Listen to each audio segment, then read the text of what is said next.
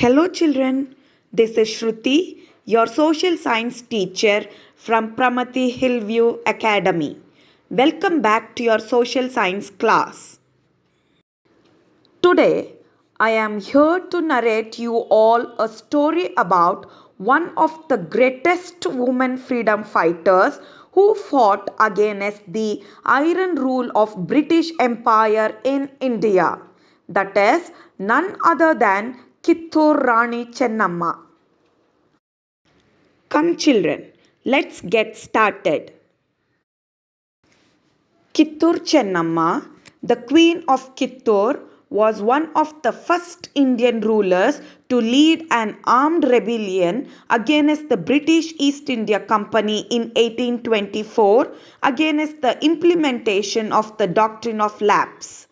She was born in 1778, 56 years before the 1857 revolt led by Rani Lakshmi Bai, thus becoming the one of the first women freedom fighters to have fought against the British rule in India.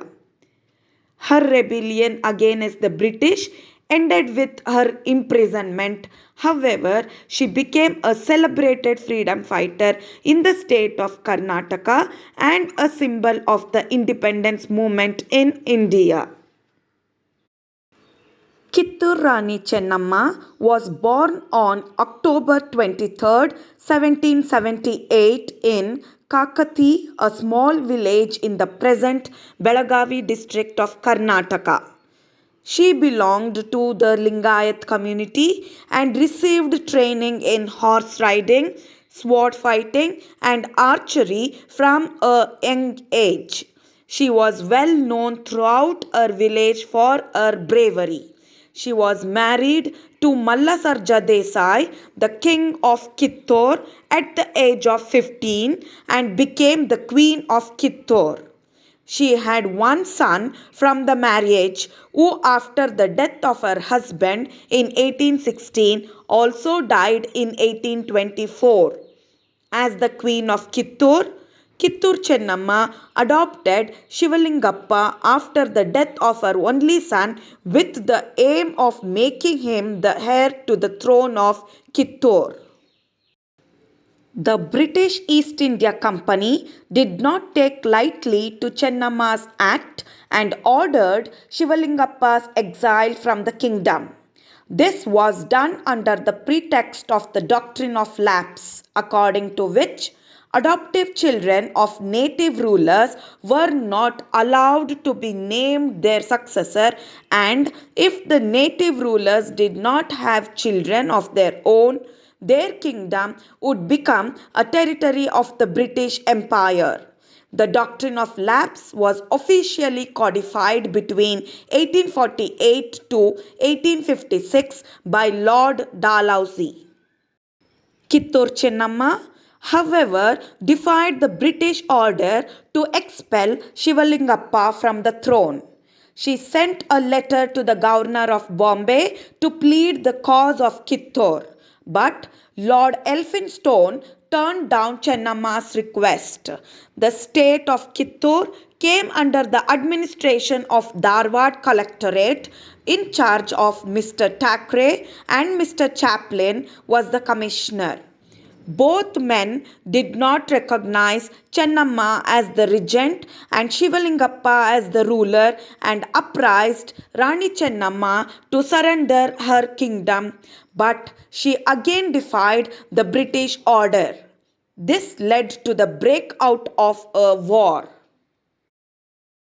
The British attempted to pillage Kittur's treasures and jewels which valued around 15 lakh rupees but were unsuccessful. They had attacked Kittur with a force of 20,000 men and 400 guns which came mainly from the 3rd Troop of the Madras Native Horse Artillery. In the first battle between the British and Kittur on October of 1824, British forces faced heavy losses.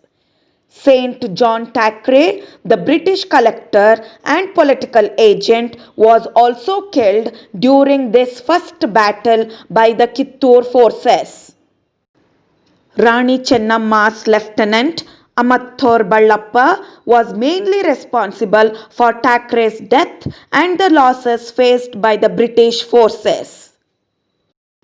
Two British officers, Sir Walter Elliot and Mr. Stevenson, were also taken hostages by Rani Chennamma's forces. To avoid further destruction and war, Rani Chennamma negotiated with the British Commissioner Mr. Chaplin and the Governor of Bombay, under whose regime Kittur fell. She released the hostages owing to the British promise that the war would no longer be continued. However, the promise turned out to be only an act of deception.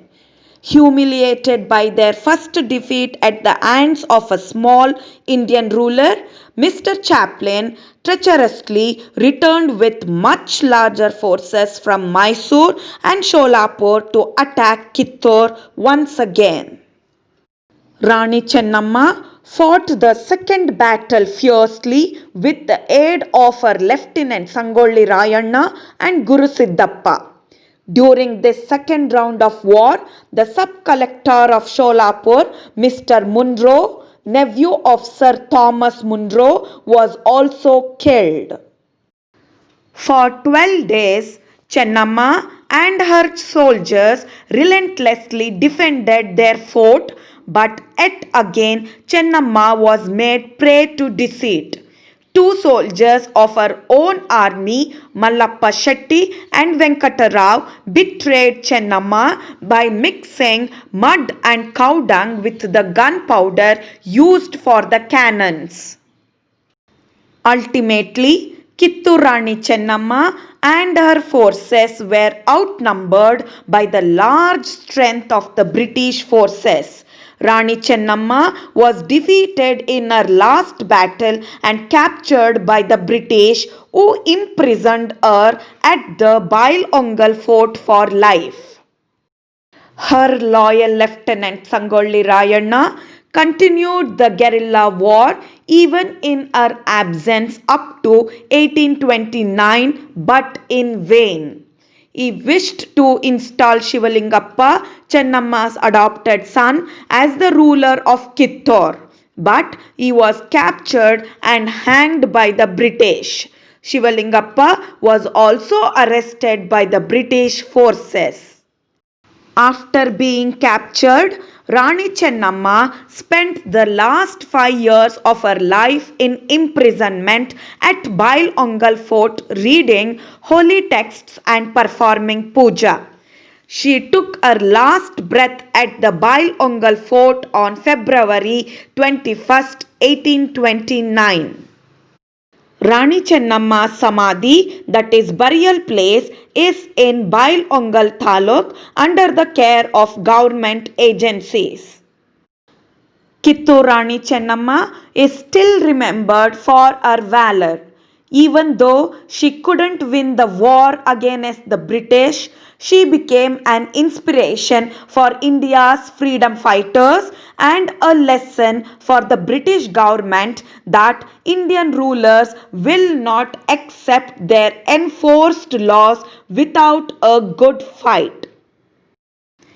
During the freedom movement, her brave resistance against the British forces became the theme of several inspirational plays, folk songs and stories.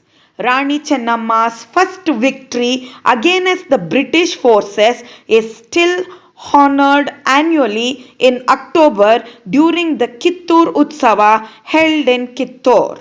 And Kittur Utsava has been organized every year in the month of October to celebrate the heroic rebellion of Kittur Rani Chennamma. Do you know, children? A popular daily Indian Railways train that connects Bangalore and Kolhapur was also named after her as Rani Chennamma Express. On September 11, 2007, Rani Chennamma's statue was unveiled at the Indian Parliament complex in New Delhi by the first woman president of India, Srimati Pratibha Patil. The statue was donated by the Kittur Rani Chennamma Memorial Committee and was sculpted by Vijay Gaur. The story of Rani Chennamma is the stuff of legends and stands out in the history of India's freedom movement. According to Dr. Martin Luther King Jr., the great civil rights leader of America, it is better to die for a great cause rather than to live without standing up for it.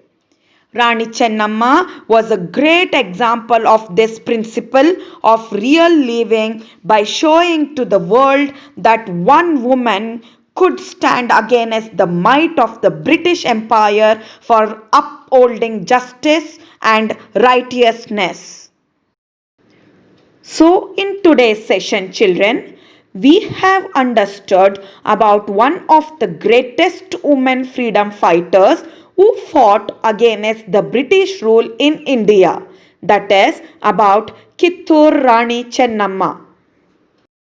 Finally, before concluding, children, I would like to express few words on freedom fighters. Freedom fighters were people who sacrificed their lives selflessly for the freedom of the country. The amount of pain and hardships they have endured cannot be put into words. One cannot emphasize enough on the importance of freedom fighters. They are the ones because of whom we celebrate Independence Day every year on August 15th. Most importantly, freedom fighters inspired and motivated others to fight injustice. They are the pillars behind the freedom movement. They made people aware of their rights and their power. It is all because of the freedom fighters that we prospered into a free country, free from any kind of colonizers or injustice. So, let us remember those highly dedicated freedom fighters who sacrificed their lives in the war for independence. I hope all of you have understood today's inspirational story, children. Meet you in the next class.